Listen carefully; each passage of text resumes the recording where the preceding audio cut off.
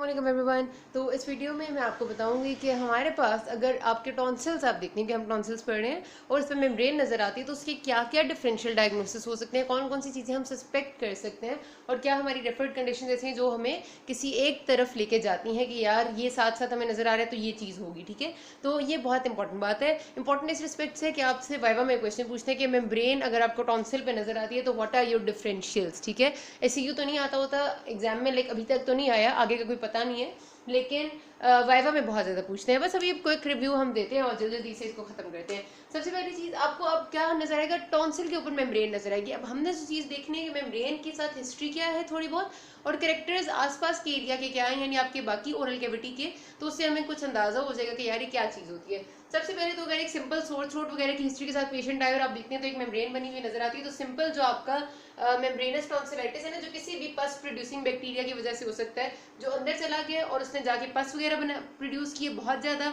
यानी आपका parent काइमेटिस tonsillitis हुआ, पहले उसने इतनी पस बनाई कि ऊपर मेम्ब्रेन की फॉर्म में अपेयर हो रही थी, तो that is simple membranes tonsillitis. ठीक है, जो किसी भी पस प्रोड्यूसिंग बैक्टीरिया यानी स्टेफिलोकोकस वगैरह की वजह से हो जाता है। ठीक है, सिंपल मेम्ब्रेनस टॉन्सिलाइटिस। फिर जो दूसरा मोस्ट इंपॉर्टेंट चीज आपको मेम्ब्रेन के साथ एसोसिएटेड हमेशा आपने कहनी है वो है डिफ्थेरिया। डिफ्थेरिया में आपको भी अलग से पूरा पढ़ाऊंगी, फॉशल डिफ्थेरिया का पूरा क्वेश्चन आता है। ऐसी क्यों आता है? डिफ्थेरिया आपका कोराइनिबैक्टीरियम डिफ्थेरी से होता है। इसमें मेम्ब्रेन के करेक्टर ऐसा होता है कि पहली बात वो ग्रेश से कलर की होती है, ग्रीन या ग्रेश सी होती है, ग्रे से कलर की, और वो सिर्फ टॉन्सिल को नहीं उसने कवर किया होगा, बल्कि वो आपकी ऊपर से सॉफ्ट पैलेट को, नीचे से आपके बाकी ओरोफेरिंक्स को और पीछे फेंजियल वॉल तक जा रही होती है, उसका एक्सटेंट ज्यादा होता है। और जब आप उसको उखाड़ने की कोशिश करते हैं किसी भी इंस्ट्रूमेंट से, तो वो अंदर से ब्लीडिंग सरफेस नीचे से निकलती है। तो ये करेक्टर होता है डिफ्थेरिया का। ठीक है, और भी बहुत सारे हम फॉशल डिफ्थेरिया में अलग से डिस्कस करेंगे, लेकिन मेन बात क्या है कि मेम्ब्रेन ग्रेश कलर की है और it is extending beyond tonsil, और जब भी आप उसको उखाड़ेंगे नीचे से ब्लीड होगा। ये तीन बातें भूलनी नहीं है। Diphtheria is very very very important, हमेशा मेम्ब्रेन में पहली बार डिफ्थेरिया करनी है। ठीक है, अच्छा उसके बाद तीसरी क्या बात हो सकती है, हमारे पास एक कंडीशन होती है, आपने पढ़ी थी, अब जब हम ओरल कैविटी में गम्स वगैरह पढ़े थे, विंसेंट एंजाइना, इसको हम ट्रेंच माउथ भी कहते हैं। विंसेंट एंजाइना बेसिकली आपकी स्पायरोकीट जो होते हैं ना, स्पाइरल शेप बैक्टीरिया जिसमें आपका सिफिलिस वगैरह आता है, उसमें हो जाती है। उसके क्रॉनिक इन्फेक्शन में आपका होता है ये कि अगर आपकी ओरल कैविटी इन्वॉल्व हो जाए, गम्स भी इन्वॉल्व हो जाते हैं, बाकी ओरल कैविटी भी इन्वॉल्व हो जाती है, तो उसमें डिस्कम्फर्ट तो चलो बहुत ज्यादा नहीं होती, लेकिन आहिस्ता आहिस्ता ना जो आपके टॉन्सिल्स हैं उनके ऊपर एक मेम्ब्रेन सी बनने लग जाती है, और अगर आप उसको रिमूव करते हैं तो वो रिमूव भी हो जाएगी और नीचे से अल्सरेटेड सरफेस निकलेगी। तो ये याद रखना आपने। लेकिन विंसेंट एंजाइना के साथ आपको बाकी बॉडीली मैनिफेस्टेशंस भी मिलती हैं, क्योंकि ये स्पायरोकीट की वजह से एक पूरा ब्लड का इन्फेक्शन होता है। अगर आपने सिर्फ आपको थ्रोट में मसला लग रहा है, आपको मेम्ब्रेन मिली, आपने उखाड़ी, अल्सर निकला नीचे से, तो आप उसका थ्रोट स्वैब कराएंगे, कल्चर कराएंगे। कल्चर कराएंगे तो स्पायरोकीट बैक्टीरिया नजर आ गया, तो इट वाज कंफर्म कि विंसेंट एंजाइना है। बस इतनी सी बात है। अच्छा, फिर क्या चीज हो सकती है, हमारा एक वायरल इन्फेक्शन है जो एप्स्टीन बार वायरस से होता है, जिसको हमने कहा था इन्फेक्शियस मोनोन्यूक्लियोसिस। ठीक है, उसमें मैंने जब आपको पढ़ाए थे, कोई मैं फेरिंग्स पढ़ा रही थी, तो मैंने आपको तब भी कहा था कि फेरेंजाइटिस भी ये कर सकता है, क्योंकि इसकी वजह से ना आपके वो जो दाने दाने से बनते हैं ना फेरिंग्स पे, एक तो इन्फ्लेमेशन ऑफ फेरिंग्स हो जाती है, फेरेंजाइटिस में छोटे छोटे दाने बन जाते हैं। इतने कॉमन वो दाने जो मैं कह रही हूँ फॉलिकल्स, वो तो इतने ज्यादा नहीं होते, लेकिन इन्फ्लेमेशन ऑफ फेरिंग्स ये करता है, और उसके साथ आपके टॉन्सिल्स को भी इन्वॉल्व कर लेगा, तो टॉन्सिलाइटिस भी हो जाएगा, और उसकी वजह से क्या होगा, मेम्ब्रेन बन जाएगी टॉन्सिल पे।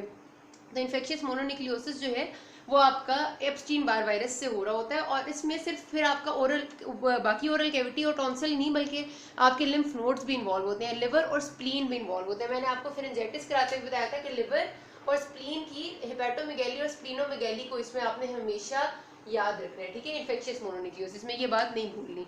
अच्छा जी, उसके बाद क्या चीज आती है, चौथी चौथी चीज है हमारे पास, that is called as a granulocytosis. ठीक है, एक ग्रेनुलोसाइटोसिस क्या है, आपको नाम से पता चले, ग्रेनुलोसाइट्स हम किनको कहते हैं, व्हाइट ब्लड सेल्स को कहते हैं। एक ग्रेनुलोसाइटोसिस हो जाए तो मतलब ये है कि व्हाइट ब्लड सेल्स ए से मुरादे नहीं रहे बॉडी में, या बहुत डिक्रीज हो गए हैं। तो ये बेसिकली कंडीशन होती है सिवियर ल्यूकोपीनिया की, या decreased white blood cell count, कि आपको पता है वाइट सेल काउंट कभी भी डिक्रीज होगा तो बहुत सारे ऑर्गेनिजम्स एक्ट करने के काबिल हो जाते हैं, और मुंह के जरिए आपके जो मेन एरिया है टॉन्सिल्स का, वहाँ तो है ही आपका लिम्फोइड फॉलिकल्स है, वहाँ जब आपके वाइट सेल्स ही काम नहीं कर रहे तो इसका मतलब कि इन्फेक्शन कोई भी उस जगह पर अल्सर बना सकता है। तो एक ग्रेनुलोसाइटोसिस या white blood cell count decrease होता क्यों है?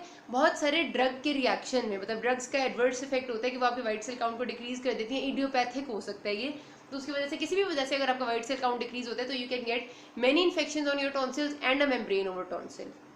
ठीक हो गया जी। अच्छा, उसमें आपका फिर आप जब कराते हैं ना ब्लड सीपी तो आपको पता चलता है, कि यार वाइट सेल काउंट तो इंतहा का decrease, normal white cell count ना आपका 10,000 7 से 10,000 होना चाहिए, और इस केस में 2,000 से भी कम हो जाता है, तो इससे काफ़ी ये आपका बड़े मसले की कंडीशन बन जाती है। ठीक है, अच्छा उसके बाद क्या चीज़ हो सकती है? ल्यूकीमिया। ल्यूकीमिया में आपको पता है कि इट इज़ ब्लड डिसऑर्डर जिसमें जो वाइट सेल्स हैं वो बहुत ज़्यादा बनते हैं और एबनॉर्मल बनते हैं, यानी कि बात तो वही हो गया ना कि एबनॉर्मल है तो फंक्शन तो नहीं कर रहे, तो जैसा ल्यूकोपीनिया में हो रहा है कि वाइट सेल नहीं है, वैसे ही ल्यूकीमिया में हो रहा है कि वाइट सेल फंक्शनिंग नहीं है। तो इसमें भी फिर आपको ये प्रॉब्लम होती है कि आपके टॉन्सिल्स भी इफेक्ट हो सकते हैं, इसमें काफ़ी वाइड स्प्रेड इन्फेक्शन होते हैं। हिस्ट्री भी पेशेंट की ल्यूकीमिया की होगी तो आपको पता चल जाएगा कि यार इसमें यही प्रॉब्लम है। अच्छा उसके बाद फिर क्या है, आपको जो मुंह में नॉर्मल छाले निकलते हैं जिनको मैंने आपको पहले बताया था, we call them aphthous ulcers या शैंकर सोर्स। नॉर्मल नहीं होते मुंह में, कहते हैं छाला निकल आया, वो एफ्थस अल्सर्स होते हैं ना, तो वो आपको वैसे तो सबसे कॉमनली उनके निकलने की जगह तो आपका बकल म्यूकोजा है, चीक्स का म्यूकोजा, लेकिन कभी कभार वो निकल सकते हैं आपके पीछे टॉन्सिलर पिलर्स पे या टॉन्सिल पे, तो वो सिंपल से अल्सर होते हैं, वो खुद ही ठीक हो जाते हैं अपने 6-7 दिन के बाद। ठीक है, उसके बाद हमारे पास वैसे उनकी मोस्ट कॉमन उनके निकलने की बहुत सारी वजह होती है, एक वजह उनकी विटामिन डी की डेफिशिएंसी होती है, उसकी वजह से भी अक्सर निकल आते हैं। फिर हमारे पास क्या चीज़ हो सकती है, कोई मेलिग्नेंसी हो थ्रोट की, उसकी वजह से आपके उसके ऊपर मेम्ब्रेन बन सकती है टॉन्सिल्स के ऊपर। ठीक है, उसके बाद क्या हो सकता है आपका आखिर में है कैंडिडल इन्फेक्शन, फंगल इन्फेक्शन, जो आपका हमने कहा था कैंडिडा होता है, कैंडिडा एल्बिकन्स आपकी फंगस है, वो अगर आपका इन्फेक्शन करती है तो वाइट कलर की मेम्ब्रेन उससे भी बन जाती है, लेकिन वो वाइट मेम्ब्रेन बनाती है। तो ये डिफरेंशियल्स है थोड़े से, बस मोटी मोटी सी बातें याद रख लेना इनमें से। आपसे कभी कोई वाइवा में पूछे तो एटलीस्ट आप डिफ्थेरिया को, इन्फेक्शियस मोनोन्यूक्लियोसिस को, सिंपल मेम्ब्रेनस टॉन्सिल को, इन बातों को तो अंडरलाइन ज़रूर कर लेना। ठीक है, कोई मसला हो can ask me. Thank you.